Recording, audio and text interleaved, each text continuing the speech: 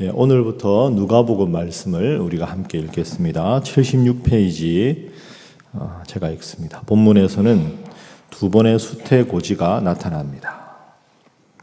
첫 번째는 세례 요한의 출생에 관한 내용입니다. 하나님 앞에서 제사장의 직무를 수행하던 사가랴에게 선사 가브리엘이 나타나 태어나게 될 아들 세례 요한이 성령의 충만함을 받아 이스라엘 자손을 하나님께로 많이 돌아오게 할 것이라고 말합니다.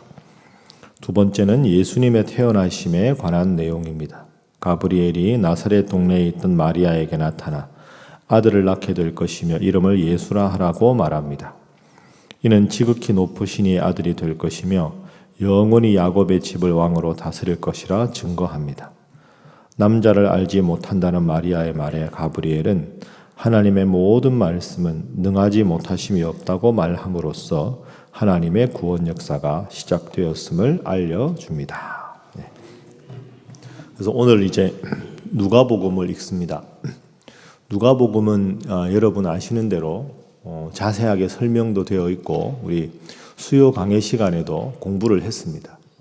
근데 뭐 들어도 자꾸 헷갈리지 않습니까? 그죠? 그래서 그냥 사복음서 읽을 때는 마가복음이 제일 먼저 썼다.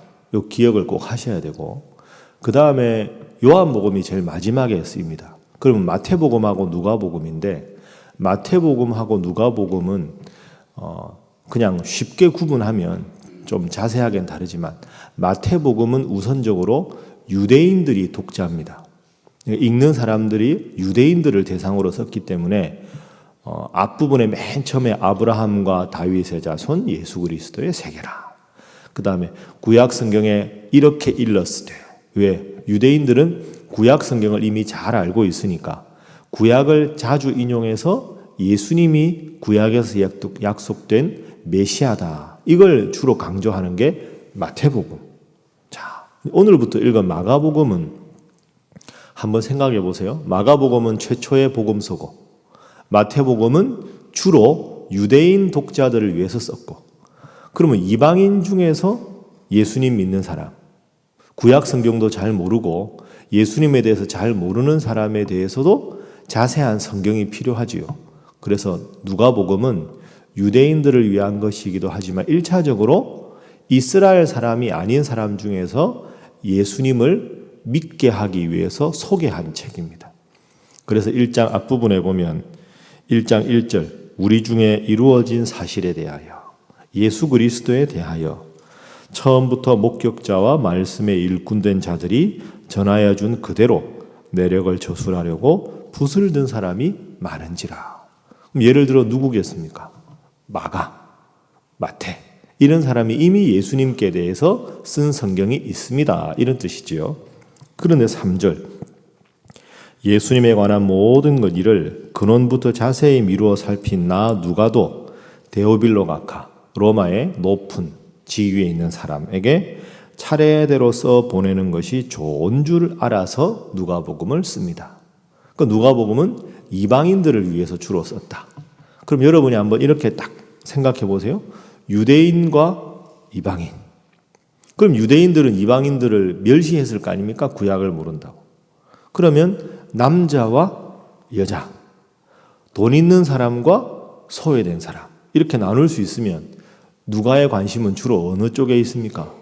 유대인보다는 이방인들을 위한 예수님의 활동, 남성 중심 사회지만 가엾고 여인들을 돌보시는 예수님, 돈 있고 힘 있는 사람뿐 아니라 가난하고 헐벗은 사람들을 위해서도 예수님께서 오셨다. 그러니까 여러분 이 성경이 참 기가 막힌 거죠. 마태복음을 읽었을 때는 이런 교훈을, 거기서 조금 덜 강조한 내용을 누가복음에서 강조하고 있다. 이렇게 여러분이 생각하시고 오늘부터 누가복음을 읽도록 하겠습니다. 오늘 앞부분은 서문이고 그리고 세례 요한의 출생에 연관된 예언, 그리고 예수님의 나심에 대한 예언과 응답 이렇게 이루어져 있습니다. 첫 번째 기도 제목 이렇게 기도하겠습니다. 늘 하나님 중심으로 살아가게 하여 주옵소서.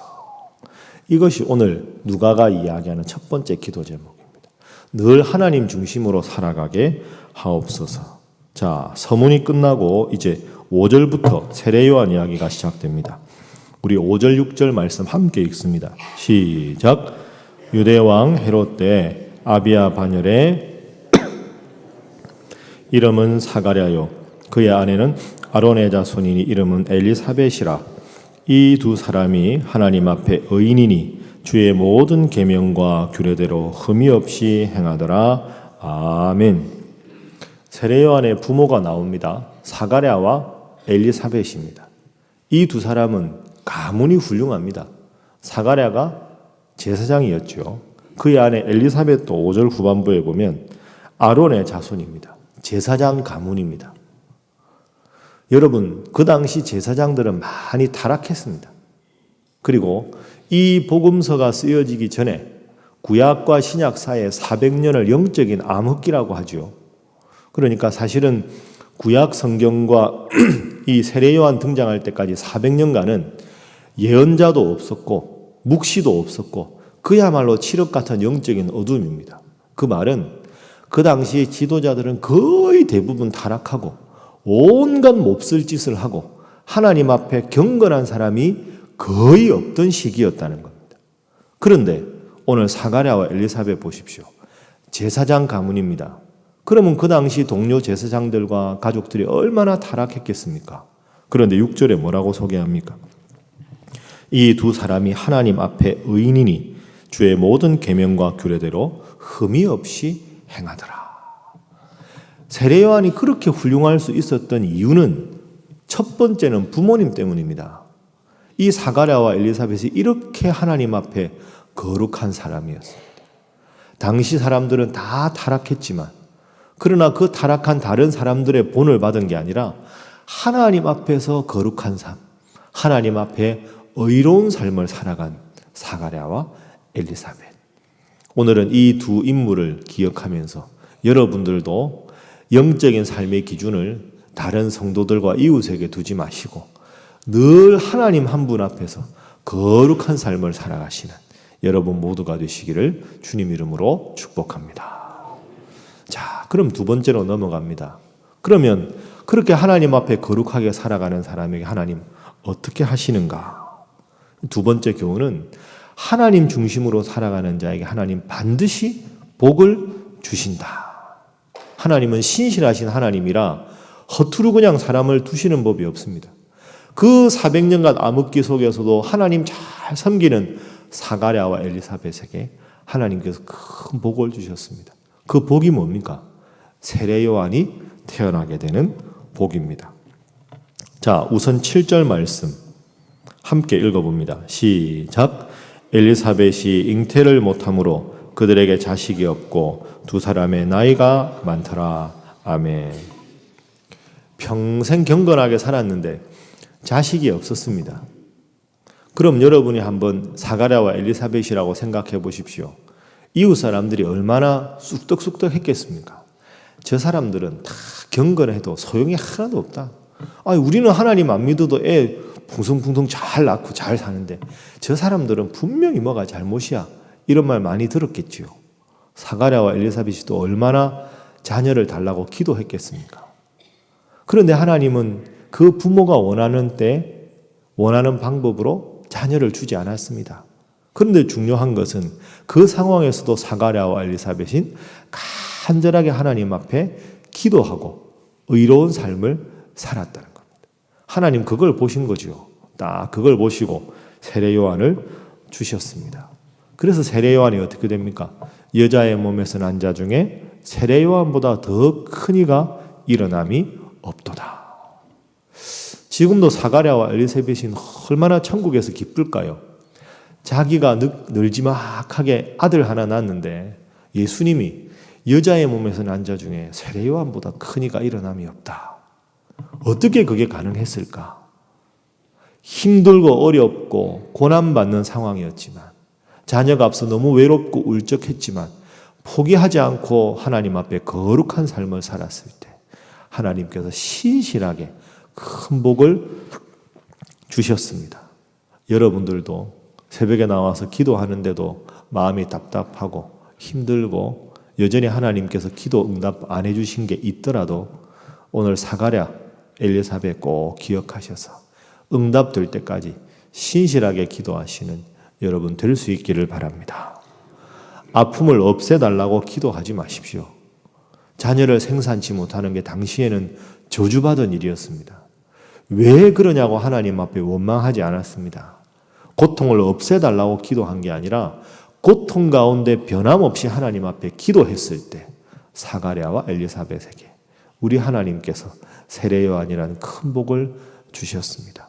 변함없는 믿음으로 5월 어린이날이라 쉬는 날이라도 새벽기도 나오신 훌륭하고 위대하신 여러분, 늘 새벽마다 깨어서 하나님 앞에 기도하시고 변함없는 믿음으로 큰 복 받는 여러분 모두 되시기를 주님 이름으로 축복합니다. 자, 세 번째 기도 제목은 하나님 늘 순종하게 하옵소서 하는 기도가 필요합니다. 한번 따라 하시죠. 늘 순종하게 하소서. 이제 세례 요한 이야기 다음에 등장하는 것이 예수님 탄생에 대한 이야기입니다. 자, 예수님 탄생 이야기가 26절 이하에 나오지요. 가브리엘이 하나님의 보내심을 받아서 이제 마리아에게 갑니다. 마리아에게 이야기하지요. 내가 아들을 낳을 것인데 예수님을 낳을 것이다. 자, 34절 말씀 마리아의 반응을 보겠습니다. 시작. 나는 남자를 알지 못하니 어찌 이 일이 있으리까. 아멘. 내가 구원자 메시아를 낳을 것이다. 저는 아직 남자를 모르는데 어찌 이 일이 있겠습니까? 이렇게 마리아가 말합니다. 이 말이 맞지요. 결혼해서 남자와 아직 사랑을 나누지 않았는데 처녀가 아기를 뱄다. 이게 얼마나 큰 일입니까? 그런데 마리아 입장에서는 당황스러운 겁니다. 말씀드린 대로 400년간 이런 계시가 없었습니다. 자기가 신분이 높은 것도 아니고.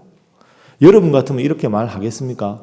가브리엘이 나타나가지고 너 앞으로 메시아를 낳게 될 것이다 하고 탁 사라지고 나면 멍하겠죠. 아멘 했을까요? 힘듭니다.